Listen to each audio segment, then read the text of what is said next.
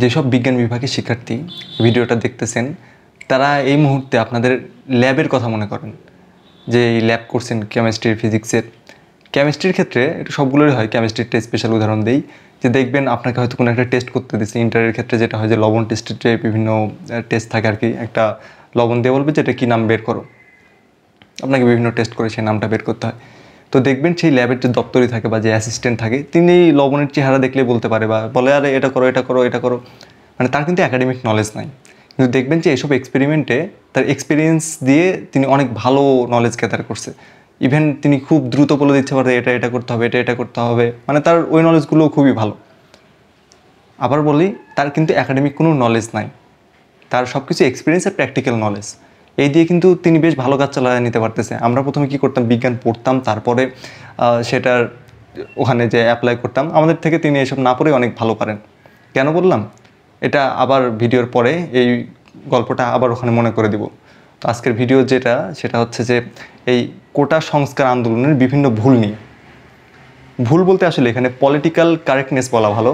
যে political correctness বলতে আমরা কী বুঝি? পলিটিক্যাল কারেক্টনেস বলতে বুঝি যে কোনো একটা যৌক্তিক বিষয়ই ধরেন, একটা যৌক্তিক আন্দোলনের ক্ষেত্রে বা যে কোনো কিছুর ক্ষেত্রে হতে পারে, আপনি যে শব্দটা ইউজ করতেছেন কোনো একটা বাক্যের মধ্যে বা কোনো কিছু মিন করতে যেয়ে বা কোনো যৌক্তিক কিছু মিন করতে যেয়ে, যৌক্তিক কিছু বোঝাতে যেয়ে আপনি কিছু শব্দ ব্যবহার করতেছেন যে শব্দটা ভুল মিনিং দিচ্ছে বা পুরো যৌক্তিক বিষয়টাকে প্রশ্নবিদ্ধ করে তুলতেছে। এই সব বিষয় মানে এরকম ভুল কোটা সংস্কার আন্দোলনেও আছে। আপনারা হয়তো এখন পর্যন্ত খুব একটা ধরতে পারতেছেন না ভিডিওর টপিকটা, তবে আমি এক্সাম্পল বাই মানে পোস্ট বাই পোস্ট বিভিন্ন ফেসবুকের পোস্ট স্ক্রিনশট নিয়ে সেটা নিয়ে ব্যাখ্যা করলে ভিডিওটা হয়তো আরও ভালো বুঝতে পারবেন। তো চলুন শুরু করা যাক। এই যে পাশের এই ছবিটা দেখতে পারতেছেন, এটা এই কোটা সংস্কার রিলেটেড একটা গ্রুপের স্ক্রিনশট নেওয়া। যে যারা বুয়েটের স্টুডেন্টরা এটা যে সময় স্ক্রিনশটটা নেওয়া, সেই সময় বুয়েটের মনে হয় ভাবে তেমন কেউ কোটা সংস্কার আন্দোলনে ইনভলভ হচ্ছিল এই বছর, মানে কিছুদিন আগের কথা আর কি।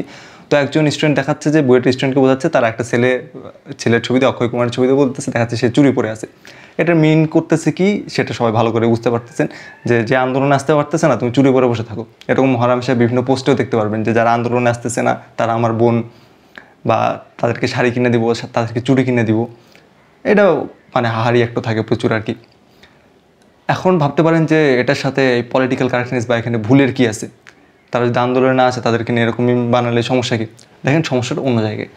আপনি এখানে একটা কি বলা যায় এটাকে, যে ম্যাসকুলিন সুপ্রিমেসি দেখাচ্ছেন, যে মেয়েরাও কিন্তু এই আন্দোলনে অংশগ্রহণ করতেছে। ইভেন মেয়েরা আন্দোলনে অংশগ্রহণ করতেছে, তারা নারী কোটাও চায় না।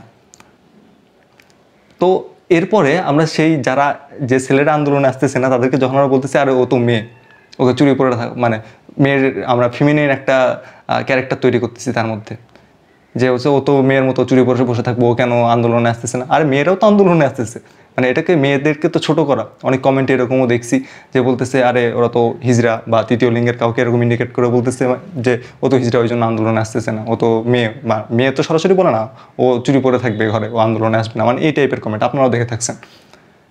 তো এখানে ওই যে বললাম যে ম্যাসকুলিন সুপ্রিমেসি, মানে আন্দোলন হোক, জাগরু শৌর্য বীর্য যা আছে সব কিছু পুরুষরা করবে, মানে নারীরা এখানে আর যে আসতেছে না ওর নারীর সাথে তুলনা করতেছে, ওর তৃতীয় লিঙ্গের সাথে তুলনা করতেছি, মানে এই জিনিসটা খারাপ। এখন বলতে পারেন যে এই ছোটো এত বড় একটা আন্দোলন হচ্ছে, এরকম ছোটোখাটো মিস্টেক, দেখেন এটা ছোটোখাটো মিস্টেক বললেও বলতে পারেন, কিন্তু ব্যাপারটা হচ্ছে যে এইরকম তুলনা, যে চুরি পরে বসে থাকে এরকম তুলনা, যে আজকে এটা নতুন দেখতেছি এরকম, এটা কিন্তু হরহামেশা আমরা তো এরকম তুলনা করে থাকি।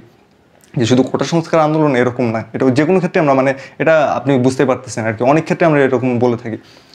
তো এটা সমস্যা কই জানেন, যে অবচেতন মনে আমরা একটা মেয়েকে কীভাবে ট্রিট করব, একটা তৃতীয় লিঙ্গের মানুষকে কীভাবে ট্রিট করব, এগুলো কিন্তু আমাদের মধ্যে ঢুকে যায়। আমি অনেক ভিডিওতেই বলি যে এই অবচেতন মনে কিন্তু আমাদের অনেক কিছু ঠিক করে দেয়, আমাদের ডিসিশন ঠিক করে দেয়, একটা মানুষকে আমরা কীভাবে ট্রিট করব এসব ঠিক করে দেয়। মানে আমাদের লাইফ যখন আমরা কথা বলি, আমরা চলাচল করি বা যে কোনো কিছু করি, আমাদের অবচেতন মনে আমরা যা যা শিখি, এটার কিন্তু অবচেতন মনে একটা বড় প্রভাব থাকে। তো এই সকল জিনিসগুলো যখন আমাদের হাস্যকর লাগে, বা মানে এটা হাস্যকর না, আমার তো এটা মনে হয় এটা মোটেই হাস্যকর কোনো মিম না। তো এইসব এই অবচেতন মনে আমরা এগুলো শিখি পরবর্তীতে, যে একটা মেয়েকে, একটা নারীকে, একটা মহিলাকে, তৃতীয় লিঙ্গের কাউকে যখন আমরা ট্রিট করব, তখন এই বিষয়গুলো অবচেতন মনে তাদেরকে আমরা এইভাবে ট্রিট করে দেবো, যে আমাদের মধ্যে একটা কি বলা যায়, ওই যে ম্যাসকুলিনিটির একটা ভাইব চলে আসবে, যে ম্যাসকুলিন সুপ্রিমেসির এরকম একটা ভাইব। এরপরে অনেক সোশ্যাল মিডিয়ার সেলিব্রিটি বা অনেক ইনফ্লুয়েন্সারের ছবি দিয়ে বলা হচ্ছে হ্যাঁ তাদের তো এখন খুঁজে পাচ্ছি না, তারা তো এখন পোস্ট দিচ্ছে না। তাদেরকে ওই ইনফ্লুয়েন্সার অনেকে মজা করে, অনেকে কি বলা যায় একটু গুতা মেরে বলতেছি ইনফ্লুয়েঞ্জা বা এই টাইপের কথাবার্তা আর কি। তো দেখেন, যাকে আপনি ইন্ডিকেট করে কথাটা বলতেছেন এখানেও প্রচুর হাহা, এটা কি তার রেসপন্সিবিলিটি? একটু ভাবেন যে ইন্ডিভিজুয়াল কোনো পার্সনকে ইন্ডিকেট করে বলতেছি না, কিন্তু এটা কি তার রেসপন্সিবিলিটি? দেখেন, কোটা সংস্কার আন্দোলন কিন্তু জাতীয় কোনো ইস্যু না, জাতীয় কোনো আন্দোলন না। আমাকে একটু শুনে আবার গালি দিয়েন না, পুরো ভিডিওটা দেখে তারপরে যদি মনে হয় যে আমি ভুল বলতেছি আপনার লজিক তুলে ধরেন, যদি আমার মনে হয় যে আপনার লজিক ভ্যালিড হয় আমি মেনে নিব আপনার কথা। দেখেন, কোটা সংস্কার আন্দোলন এটা কাদের জন্য? এটা কিন্তু পুরো দেশবাসীর জন্য না। এটা হচ্ছে আমার বয়সের যেসব পোলাপান আছে তারা, আমার বয়সের কারা, যে পড়াশোনা শেষের দিকে 2 দিন পর আমি জবে অ্যাপ্লাই করব, সেখানে কোটাতে একটা বিরাট বৈষম্য হচ্ছে। রিমেম্বার, অবশ্যই বৈষম্য হচ্ছে। কোটা যেটাই 18 পরিবর্তনতে বাতিল করা হয়েছিল, সেটা মানে তার আগে যেটা ছিল এটা অবশ্যই বৈষম্য, এটা অস্বীকার করার কোনো উপায় নাই। তো যারা এরকম চাকরি প্রার্থী আছি তারা, মানে এই আন্দোলনটা তাদের আন্দোলন, এটা কিন্তু জাতীয় আন্দোলন না। এটা অবশ্যই বৈষম্য, কিন্তু এটা সবার আন্দোলন না। তো এখন মনে করেন যে একটা বুয়েটের স্টুডেন্ট যদি বুয়েটের বেশিরভাগ না, উল্লেখযোগ্য সংখ্যক স্টুডেন্ট বাইরে চলে যায়, এখন সে ভাবতেছে আমি যখন বাইরেই চলে যাব তাহলে আমি ওই দিকে মনোনিবেশ করি পড়াশোনার দিকে বা অন্য আদার্স যেসব কাজ আছে, মানে সে যদি মনে করে যে না, আমি কোটা সংস্কার আন্দোলন আমার সাথে রিলেভেন্ট না, এটা জাতীয় কোনো ইস্যু না, এটাতে অংশগ্রহণ করলে বৈষম্য দূর হলো যে দেশের খুব ভালো হবে সেরকম কিছু না।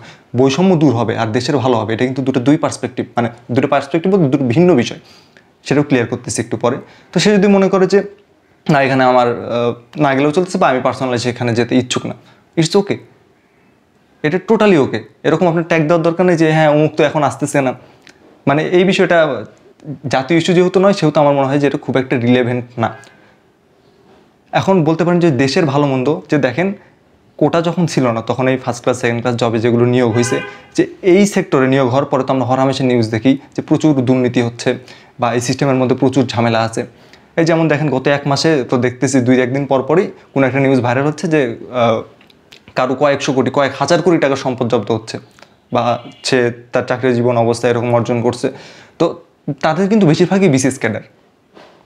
শুধু বিসিএস ক্যাডার বলবো, মানে উল্লেখ না করে বলবো তাদের সরকারি চাকরি ছিল।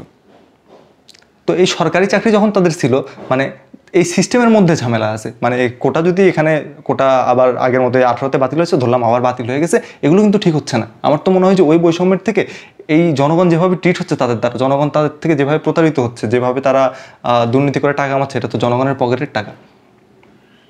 এটা তো আমার মনে হয় আরও বড় ইস্যু।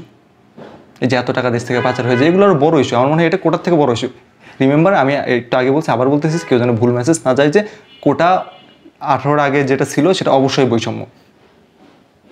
এখন সেটা গুটি কয়েক লোকজনের জন্য, কিন্তু কোটার বৈষম্য দূর হয়ে গেলে যে সরকারি চাকরির সিস্টেম পুরোপুরি ঠিক হয়ে গেল এরকম না। মানে আমাদের সবগুলো নিয়ে একসাথে কাজ করা উচিত। আজকে কোটা নিয়ে করলাম, কালকে বিসিএসে কোশ্চেন ফাঁস হয় সেটা নিয়ে আবার আলাদা করবো, এরপরে দুর্নীতি দূর করার জন্য আলাদা করবো। এভাবে স্টেপ বাই স্টেপ এটা হয় না, এটা পুরোপুরি অ্যাট এ টাইম চেঞ্জ করতে হয়। যখন একটা আন্দোলনে সবগুলো বা একটা রিফরমেশন হয়, সেই রিফরমেশনটা এরকম একটা করে হয় না। আচ্ছা, কোটাটা আগে সিলেক্ট করি, আচ্ছা এখন দুর্নীতিমুক্ত কীভাবে করা যায় এটা দেখছি, আচ্ছা কোশ্চেন ফাঁস কীভাবে দূর করা যায় এটা দেখতেছি। এটা স্টেপ বাই স্টেপ এরকম করা হয় না, এগুলো ঢালাওভাবে চেঞ্জ করতে হয়। এভাবে ছোটো ছোটো করে চেঞ্জ করলে প্রভাবটা আসলে দেখা যায় না, আর রীতিমতো লাউকো 2 থেকে যায়। আর প্রথমে যে গল্পটা বলছিলাম, যে ওই যে একজন দপ্তরির কথা, ল্যাবের দপ্তরি, যিনি একাডেমিক নলেজ ছাড়া অনেক ভালো করতে পারে। দেখেন, কোটা যদি থাকে, মানে বৈষম্যটা যদি থাকে, তাহলে কিন্তু ওই চাকরি, মানে ওই সরকারি চাকরির ভেতরে যে সিস্টেমটা, সেখানে দুর্নীতি বলেন, সেখানে জনগণ যে সার্ভিস পাচ্ছিল, সেটার যে ঝামেলাগুলো বলেন, এগুলো কিন্তু থেকেই যায়। অনেকে বলতে পারেন যে অনেকে যে দাবি করতেছে কোটা না মেধা, যে দেখেন আমরা যখন এই চাকরির পরীক্ষাগুলো দিই, পরীক্ষাতে যেগুলো আমাদের টেস্ট করা হয় চাকরিতে সেগুলো কোথাও লাগে না। এত সাধারণ জ্ঞান, এত জিকে পড়তে হচ্ছে, এত ইন্টারন্যাশনাল অ্যাফেয়ার্স পড়তে হচ্ছে, এগুলো চাকরির ক্ষেত্রে কোনো জায়গায় লাগতেছে না বলতে গেলে। চাকরির ক্ষেত্রে যেটা লাগে যে কমিউনিকেশনের ব্যাপার স্যাপার আসছে, লোকজনের সাথে কেমনে মিশতে পারতেছি, তারপরে মানে এইসব বিষয়গুলো, এইসব স্কিলগুলো লাগে। কিন্তু যখন আমি ওই চাকরিতে যে কোটাতে যাচ্ছে, মানে এখানে আমার মনে হয় যে মেধার বিষয়টাই কম। সে ওখানে যদি আমি তাকে যে কোটাতে ভর্তি হচ্ছে বা কোটাতে চাকরিতে জয়েন করতেছে, তাকে যদি ল্যাব অ্যাসিস্ট্যান্টের সাথে তুলনা মোটেও মানে লেভেল প্লেয়িং ফিল্ড কোনো হয় না তুলনা। তো আমি জাস্ট ধরে নিচ্ছি যে হচ্ছে তুলনা করি, তারপরেও কিন্তু তিনি চাকরিতে জয়েন করলে চাকরি সুন্দরভাবে করতে পারবে। সুন্দরভাবে বলতে কি বোঝাচ্ছি, যে সিস্টেমে চলতেছে বর্তমানে সেভাবে করতে পারবে। মানে জনগণের যেভাবে সাফার করতেছিল বা দুর্নীতি যেভাবে চলতেছিল, সেটা কিন্তু ওখানে চলতেই থাকবে। মানে সে কোটাতে ঢুকুক না ঢুকুক, ওই সিস্টেমটা পরিবর্তন হবে না। এখন অনেকে বলতে পারেন যে সবাই কি, যারা ঢুকতেছে সবাই খারাপ, অবশ্যই না। সবাই অবশ্যই খারাপ না, কিন্তু সিস্টেমটা এমন দেখা যাচ্ছে অনেকে ভালো থাকার চেষ্টা করলেও ওখানে যে হয়তো সেই পরিস্থিতির কারণে সে ভালো থাকতে পারবে না, তাকে দুর্নীতির সাথে যুক্ত হতে হচ্ছে, এরকম অনেক কেস থাকতে পারে। তো এটাই বললাম যে এটা জাতীয় ইস্যু না, বা কোটা দূর হয়ে গেলেও বৈষম্য দূর হবে ঠিকই, কিন্তু পুরো সিস্টেম চেঞ্জ হবে বা সব কিছু ভালো হবে এরকম কিছু না। এটা কোনো জাতীয় ইস্যু ছিল না। জাতীয় ইস্যু দেখেন গত 6-7 বছরে যেসব বড় বড় আন্দোলন হয়েছে, কোটা সংস্কার আন্দোলন ছিল, নিরাপদ সড়ক আন্দোলন ছিল, এই নিরাপদ সড়ক আন্দোলন কিন্তু ছিল জাতীয় ইস্যু। যে বাস অ্যাক্সিডেন্ট হচ্ছে, ওটাতে আপনিও সাফার করতে পারেন, আমিও সাফার করতে পারি। বুয়েটের যে স্টুডেন্ট 2 দিন পর বিদেশ যাবে, সেই 2 দিনের মধ্যে সে অ্যাক্সিডেন্ট করে তার মৃত্যু হতে পারে, এটা জাতীয় ইস্যু। ওটা কিন্তু দেখবেন সারা দেশ বেশ ভালোভাবে ইনভলভ হয়ে গেছিলো। স্টুডেন্টরা গভর্নমেন্টের যে দাবি দেওয়ার তুলে ধরছিল, সম্ভবত 9 দফা দাবি দেওয়া ছিল, গভর্নমেন্ট সবগুলো মেনে নিয়েছিল। কিন্তু আমার মনে হয় সেটা একটা ব্যর্থ আন্দোলন ছিল, কারণ দাবি দেওয়া একটাও ওইভাবে পূরণ হয় নাই। যে আইন করা হয়েছে ঠিকই, হয়তো আইনের প্রণয়ন নাই, মানে যেসব বিষয়ে থাকা উচিত। কারণ অ্যাক্সিডেন্ট আমরা তার আগেও যেরকম দেখতাম যে অ্যাক্সিডেন্ট পরিসংখ্যানগুলো প্রতি মাসে যেরকম হয় এখনও সেরকমই, বরঞ্চ কিছু বাড়ছে কমতেছে এরকম হচ্ছে আর কি। মানে পরিস্থিতির আলটিমেট কোনো চেঞ্জ হয় নাই। যে ওরকম বড় একটা জাতীয় ইস্যু কোটা কিন্তু নিরাপদ সড়ক আন্দোলন যেটা ছিল, কোটা কিন্তু সেরকম নয়। ভিডিও প্রায় শেষের দিকে এই কোটা নিয়ে আমি আমার অবস্থানটা একটু ক্লিয়ার করি। যে আমি ব্যক্তিগতভাবে মনে করি না যে 18 পরিপত্র যে বাতিল হয়েছে, মানে আবার সবাই তো এটাই দাবি যে 18 পরিপত্র পুনর্বহাল। আমি ব্যক্তিগতভাবে এই পুনর্বহালের পক্ষে না। এবং ওই 18 পরিপত্রতে কী ছিল যে প্রথম এবং দ্বিতীয় শ্রেণীর যে জবগুলো ছিল সেগুলোতে কোটা বাদ ছিল, মানে বাদ হয়ে গেছিলো, কিন্তু তৃতীয় শ্রেণী বা চতুর্থ শ্রেণীর যেগুলো চাকরি আছে সেগুলোতে কিন্তু বাদ হয় না। আমার মতে কোটা থাকার দরকার আছে কাদের জন্য? যারা পিছিয়ে পড়া জনগোষ্ঠী, তাদের জন্য। সেই সিস্টেমটা কেমন হবে সেটা নিয়ে আমার টোটালি আলাদা একটা ভিডিও বানানো আছে, যে এই কোটাগুলো কেন, মানে কোন কোটার যৌক্তিকতা আছে, কোন কোটার যৌক্তিকতা নাই, এবং কোটার এই রিফরমেশনটা কতখানি হওয়া জরুরি। আর সেটা শুধু প্রথম এবং দ্বিতীয় শ্রেণীর চাকরির জন্য না, প্রথম থেকে চতুর্থ শ্রেণী সব চাকরির জন্য হওয়া উচিত। চতুর্থ শ্রেণীর চাকরি পর্যন্ত দেখা যাচ্ছে এই 56% কোটা, কোনো ক্ষেত্রে রেলের পোষ্য কোটা আছে এই 60-70% পর্যন্ত। এগুলো অবশ্যই বৈষম্য। তবে এই শুধুই বৈষম্য দূর করলে যে চাকরি সেবার মান উন্নত হবে, সবাই মেধাবীরা ঢুকবে, আসলে ওই তো বললাম যেখানে মেধাবীরা ঢুকুক বা অমেধাবীরা ঢুকুক, সিস্টেমটা ঠিকই থাকবে। আর নর্মালি যে ফ্লোতে চলতেছিল এটা সেই ফ্লোতেই চলবে, কারণ মেধাবী না অমেধাবী সেটা আমি যে প্রসেসে, যে পরীক্ষার মাধ্যমে জাজ করতেছি, চাকরি ক্ষেত্রে সেসব বেশিরভাগই আমার লাগে না, এটা অলরেডি বলছি, হয়তো বুঝতে পারছেন। কোনো বিষয় যদি না বুঝতে পারেন সেটা উল্লেখ করতে পারেন, আর সমালোচনা থাকলে তো অবশ্যই করবেন, আর মন্তব্য থাকলে তো অবশ্যই জানাবেন। ধন্যবাদ।